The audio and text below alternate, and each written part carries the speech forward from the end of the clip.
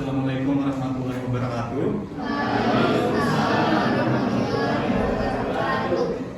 Good evening, everyone. So we are from Group A, and today we are going to present our AI tools. And the title for today's agenda is utilizing EducaPlay and ChatGPT to assess English reading skills for the 11th grade accounting students. Kemudian untuk anggotanya ada Baiki Naila Sanada Rusdi, kemudian ada saya sendiri Iqbal Aryadi, kemudian ada Raudan Nisa.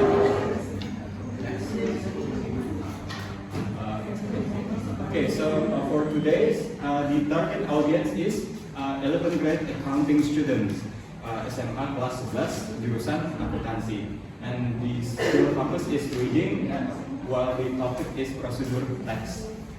And the primary AI that we use today is EducaPlay, and the supportive AI is ChatGPT.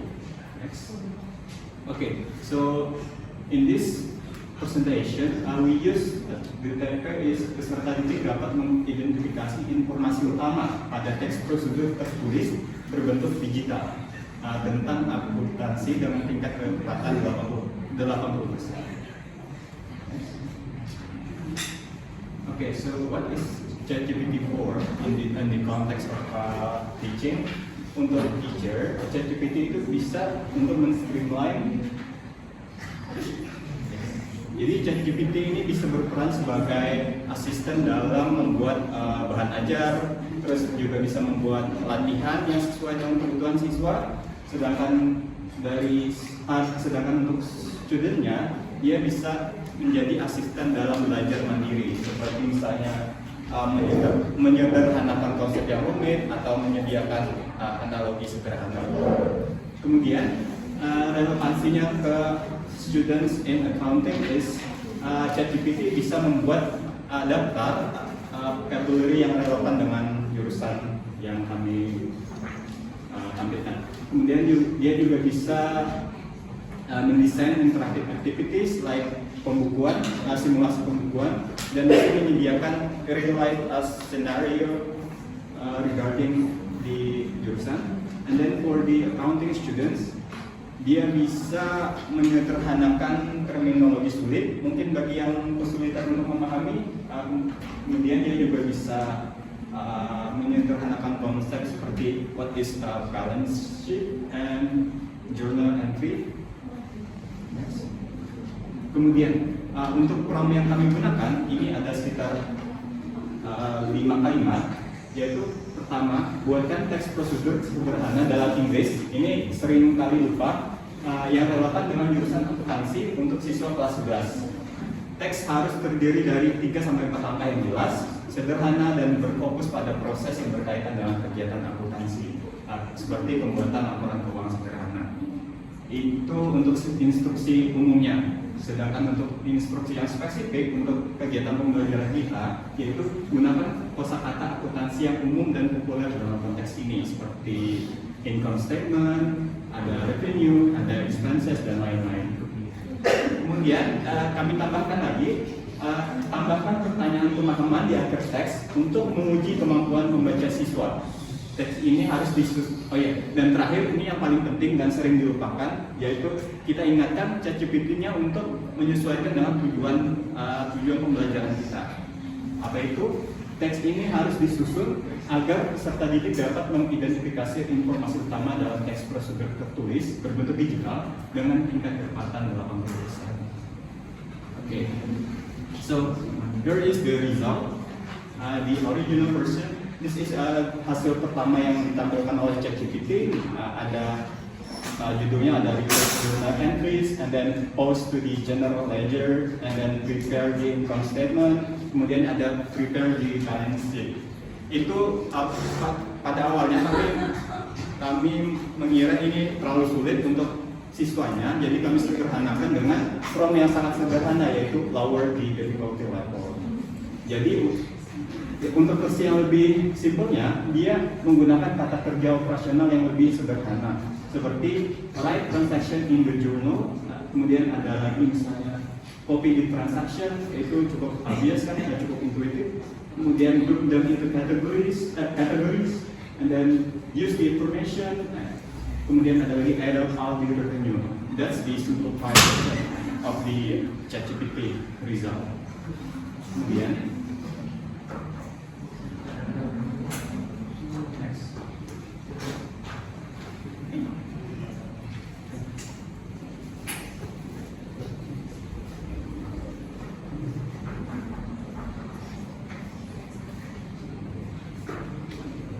Kemudian what is EducaPlay for? EducaPlay adalah platform interaktif yang ditenagai oleh AI yang bisa menciptakan engaging activities such as quizzes, puzzle, dan comprehension test. Kemudian relevansinya ke siswa jurusan akuntansi itu dia bisa membuat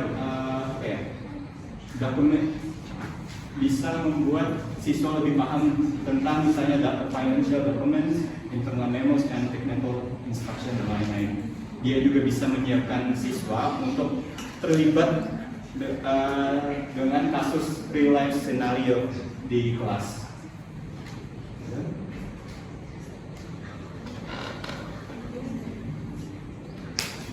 Oke, selanjutnya ada dua approaches ketika kita membuka website EducaPlay ini. Yang pertama, dia bisa fully AI driven. Jadi kita menginput prompt-nya dan hasilnya itu tidak ada sentuhan dari guru sama sekali. Kemudian sedangkan yang kedua itu ada yang dipersonalisasi oleh gurunya melalui sentuhan personal. Misalnya adding accounting specific vocabulary or tailored question. Kemudian untuk demonstrasi akan dilanjutkan oleh rekan saya berikutnya.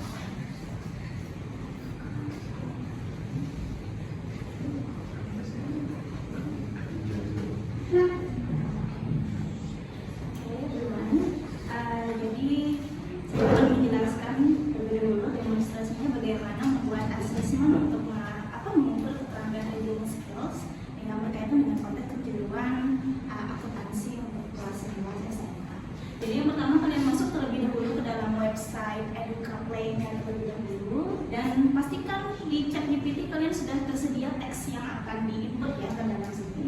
Kemudian kalian pilih, setelah masuk kalian bisa login menggunakan akun Gmail ataupun akun apapun, yang penting jangan akun sosial media, Anda bisa. Oke, kemudian pilih yang make your game. Oke, silakan next dulu, make your game. Oke. Nah, kemudian pada saat kalian enter yang make your game itu, nanti akan muncul di sini beberapa jenis permainan yang permainan atau ya apa ya namanya? Permainan ya intinya ya, untuk mengakses kemampuan reading siswa. Jadi di sini totalnya untuk EducaPlay itu ada totalnya ada 18 jenis permainan. Kemudian kalau menurut kami yang paling cocok dengan reading skill itu ada, silakan. Oke. Di sini ada pertanyaan yes or no, kemudian Froggy Jumps untuk multiple choice, kemudian video quiz multiple choice juga, kemudian ada quiz, create a quiz with text and multimedia files, kemudian ada making pairs. Next, ini masih 10, ada lagi lain. Oke, ada 8 lagi, kemudian next. Oke, word search puzzle untuk vocabulary bisa, kemudian ada crossword puzzle sama fill in the blanks. Jadi untuk yang cocok dengan untuk mengukur ya atau mengakses keterampilan reading itu jenis permainannya seperti ini. Oke, next. Oke, kemudian pada saat kita sudah memilih salah satu jenis permainan, di sini kami mengambil Froggy Jumps. Jadi nanti akan muncul pop out seperti ini. Nah, ini AI-nya. Jadi dalam EducaPlay ini versi AI-nya. Bisa kalian bikin langsung ini prompt-nya, atau kalau saya pernah nyoba itu teksnya langsung saya copy. Misalnya langsung di sini teksnya, kemudian langsung aja. Oke, next. Kemudian pada saat sudah dimasukkan tadi di input, maka dia akan mengenerate, mungkin yang memakan waktu sekitar 10 atau mungkin 20 detik tergantung seberapa banyak pertanyaan yang kita inginkan. Oke, next lagi. Nah, nanti akan muncul tampilan seperti ada option automation sama preview. Oke, di sini kalian bisa menggunakan ini murni sekali tanpa kalian sentuh-sentuh, tanpa touch up. Bisa juga kalian ubah. Jadi klik yang bagian sini, nanti akan muncul pilihannya, nanti ada A, B, C. Untuk kalau yang sudah dibuat dengan AI, nanti akan ada kunci jawabannya langsung. Oke, tapi kalau kalian ingin mengubah soalnya versi kalian sendiri atau mungkin ini terlalu susah gitu kan, bisa aja nanti. Oke, next. Oke, bentuknya seperti ini. Ada tanda itu, mungkin kalian bisa memasukkan gambar ya di dalam sini. Itu ada video juga. Oke. Ini bisa dihapus-hapus, kemudian ini jawaban yang benar. Ini yang versi AI. Oke, next lagi. Oke, setelah fix semuanya, pertanyaannya sudah selesai, kunci jawabannya sudah selesai. Nah, karena kami mengambil permainannya Froggy Jumps, ya loncat katak gitu. Kemudian di sini ada number of nyawanya. Kalian mau berapa? Dari 1 sampai 100 kayaknya juga bisa. Gini begini. Oke, kalau kami ngambil yang 5 aja ya, biar lebih menantang. Oke, kemudian untuk setiap pertanyaan bisa diatur berapa detik siswa untuk untuk menjawab gitu ya. Semakin sedikit semakin menantang soalnya. Oke, next. Kemudian bisa apakah mau di shuffle atau mau diacak pertanyaannya, kemudian berapa pertanyaan yang kalian ingin. Oke.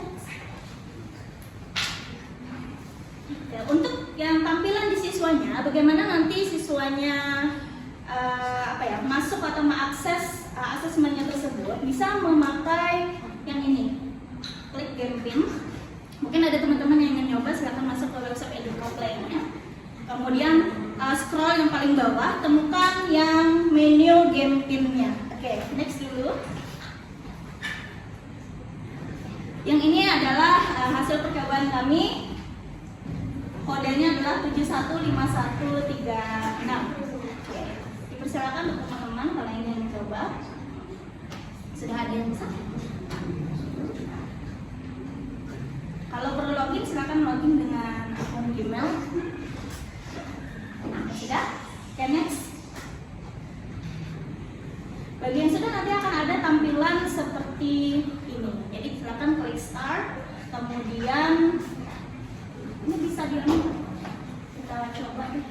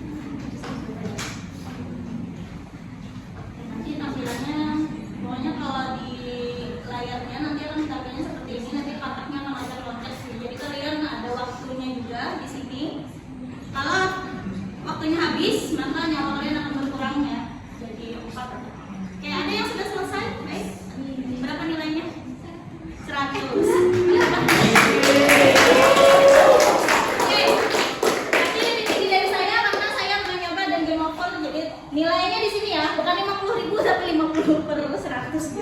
Jadi tulisannya sini total skornya 50. Oke, 10 next. Berapa? 10? 70. Oh, 70. Oke. Untuk kan resultnya, hasilnya nanti untuk umpan baliknya nanti akan seperti ini. Nanti akan kelihatan siswanya untuk yang 10 ke atas. Oke, next. Oke. Nah, ini untuk tampilannya ya. Nilainya berapa, kemudian berapa mediannya atau rata-rata siswanya menjawab. Kemudian di sini ada berapa kali dia melakukan apa ya, gamenya itu. Apakah misalnya misalnya ada 2 atau 3. Oke, next. Oke, mungkin itu aja demonstrasi EducaPlay, mudah-mudahan bisa dipahami. Oke, next untuk alignment with curriculum goals akan disampaikan oleh teman saya Laura. Terima kasih. Baiklah, untuk yang selanjutnya alignment with curriculum goals to EducaPlay. Yang pertama itu competency target. Students improve their ability to read and comprehend various English texts commonly used in academic and professional context. Jadi dengan EducaPlay ini dia bisa menyelaraskan dengan kurikulum target, baik teks biasa yang sesuai jurusan dan sebagainya.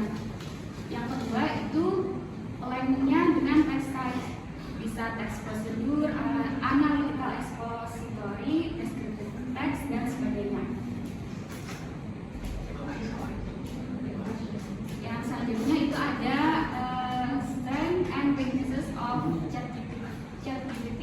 Yang pertama, dia personalized learning. ChatGPT adapts explanation to the students' level and ability self-paced tailored learning. Kedua, instant feedback. It provides immediate answers and step-by-step guidance, keeping students engaged and improving understanding in real time. And the weaknesses of ChatGPT: first, context limitation. If the instruction or background are unclear, its assistance may be incomplete or misaligned. And second, limited cultural nuisance, while it is trained on diverse material. Its interpretations may not always align with specific cultural or regional context. And the last, highly dependent. It can only summarize information or summarize already available on the internet. And the next is the strengths of EducaPlay. First, interactive activities like quizzes, crosswords to make learning fun. Jadi tipe-tipe gamenya kayak quizzes dan yang tadi programs itu bisa membuat pelajaran lebih menarik. Yang kedua, customizable. Teachers can create text for accounting topics. Guru bisa membuat tes atau latihan untuk topik akuntan. Yang ketiga, instant feedback. Students see corrections right away. Dia merupakan instant feedback, jadi langsung ketahuan sama kebenarannya.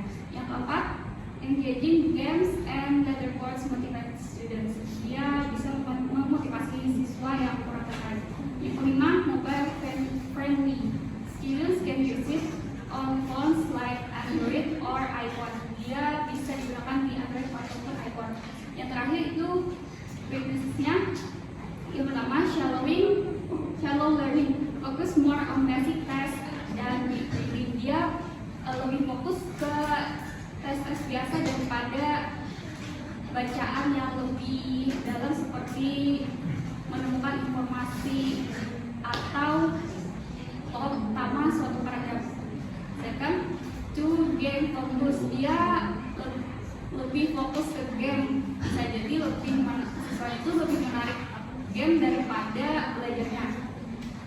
Third, need internet. Can work well without good tech or access. Tidak dapat bekerja dengan baik kalau internetnya kurang lancar. Yang keempat, not adaptive. Sometimes for all skill levels. Dia jenis gamenya itu sama untuk semua skill levels. Yang kelima, not clear progression. Teachers must guide learning steps. Dia harus dituntun oleh gurunya. Yang terakhir, jadi conclusions atau kesimpulannya dari ini, educate dan dia best for basic ideal for vocabulary building, spelling, and simple reading comprehension. Dia bagus untuk yang basic saja. Yang kedua, engage with interest learning. Gamification able students motivate. AFL students, dia lebih karena game dia mungkin menarik siswa yang kurang melihat. Selanjutnya, attracts advanced learners. Competitive elements keep professional students engaged. And the last one, not for advanced skill. Unsuitable for critical readings, text analysis, or complex word syntax. Thank you. Jadi itu saja presentasi dari kami. Kalau ada yang mau bertanya, waktu dipersilakan.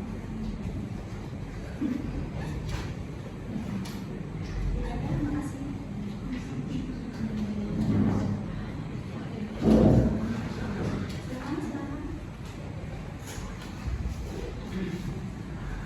Assalamualaikum warahmatullahi wabarakatuh. Saya Muhammad Farid Kadapi dari kelompok 3. Saya ingin menanyakan apakah untuk aplikasi yang kalian gunakan itu dapat ada batasannya atau ada berbayar atau fitur-fitur yang tidak bisa diakses dengan gratis. Itu saja. Terima kasih.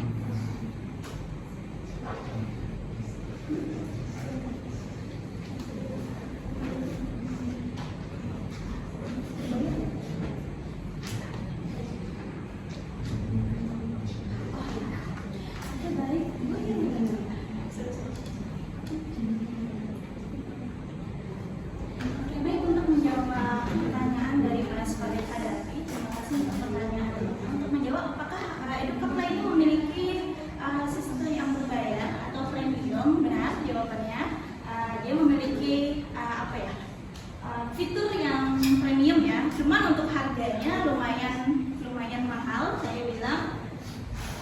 Kemudian untuk batasannya sendiri, saya pernah nyoba, bisa kalian lihat di sini, saya cuma bisa bikin 4. Kalaupun saya ingin nambah lagi, maka saya akan harus nonton iklan terlebih dahulu.